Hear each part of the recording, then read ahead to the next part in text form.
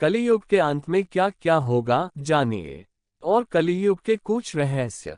वैष्णव धर्म का सबसे प्रमुख ग्रंथ विष्णु पुराण, जिसे सृष्टि के पालनकर्ता भगवान विष्णु की लीलाओं का वर्णन मिलता है। इसमें भगवान विष्णु के कल्कि अवतार का भी उल्लेख किया गया है। साथ ही यह भी बताया गया है कि कलयुग का कालखंड और युगों से सबसे छोटा होगा। विष्णु पुराण कलयुग के वर्णन करते हुए कहा गया है कि कलयुग में पाप इतना अधिक होगा कि सृष्टि का संतुलन बिगड़ जाएगा। संतुलन ना बिगड़े इसके लिए इंसान को समय समय पर चेतावनी भी दी जाएगी, लेकिन वह उनको अनदेखा भी करेंगे। पुराण में लिखी बातें हर दिन आपके सामने गुजरती जान पड़ेगा, और मनुष्य की आयु के बारे में जो बातें इस पुराण में कही गई उसे जानकर तो आप हैरत में पड़ सकते हैं।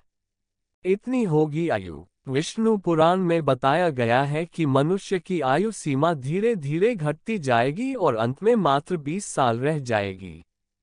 छोटे छोटे बच्चों में बढ़ रही गंभीर बीमारियां, वायरस और घटती आयु सीमा क्या इस तरफ इशारा नहीं कर रही है कि एक समय ऐसा आ ही जाएगा।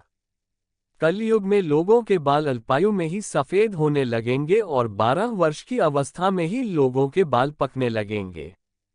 ऐसे होंगे धर्मगुरु। पुराण में बताया गया है कि चालाक और लोभी व्यक्ति को कलयुग युग में विद्वान कहलाया जाएगा। ऐसे लोग ही धर्मात्मा भी कहलाएंगे। शास्त्रों और वेदों का पालन कोई नहीं करेगा। सभी धर्मगुरु अपने फायदे के लिए लोगों का इस्तेमाल करेंगे। वे ज्ञान की चर्चा तो करेंगे, लेकिन उनके आचरण राक्षसी होंगे। विवाह के बारे में लिखी है ये बात।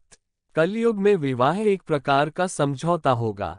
लोगों में एक दूसरे के प्रति समर्पण और सम्मान का अभाव हो जाएगा। आज जिस तरह से विवाह हो रहे हैं वो परिवार चलाने के लिए न होकर सिर्फ एक समझौता किया जा रहा है। जो सबसे ज्यादा दहेज देगा उसका ही विवाह होगा, यह एक प्रकार का समझौता ही तो है। इस तरह से होगी परेशानी। विभिन्न प्रकार के रोग, सर्दी, गर्मी, बरसात और ऋतुओं के परिवर्तन से लोग परेशान और दुखी होंगे।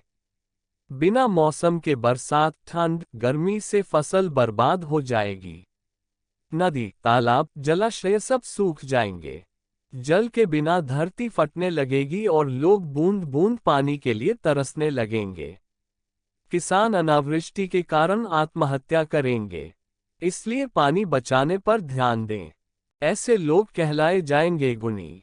कलयुग में जिस व्यक्ति के पास धन नहीं होगा वह अधर्मी, अपवित्र और बेकार माना जाएगा, और जिस व्यक्ति के पास जितना धन होगा वो उतना गुणी माना जाएगा, और कानून, न्याय केवल एक शक्ति के आधार पर लागू किया जाएगा। व्यक्ति के अच्छे कुल की पहचान सिर्फ धन के आधार पर ही की जाएगी। धन के लिए वे अपने रिश्तेदारों और दोस्तों का रक्त बहाने में भी हिचक नहीं महसूस करेंगे।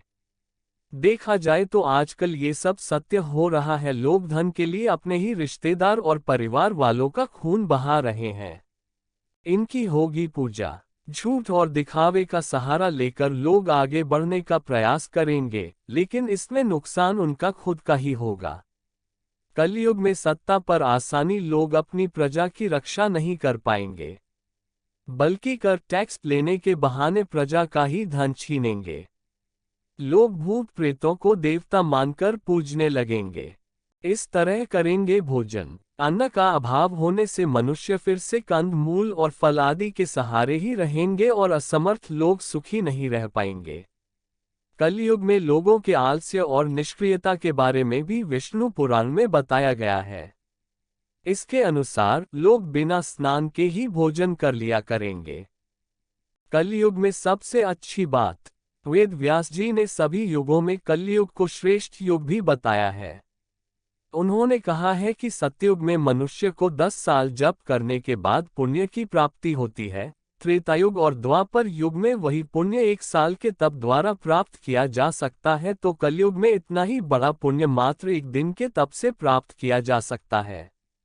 इस तरह व्रत और तप के फल की प्राप्ति के लिए कलयुग ही सबसे श्रेष्ठ समय है। सच्ची भक्ति से मनुष्य की ईश्वर की प्राप्ति कर सकता है।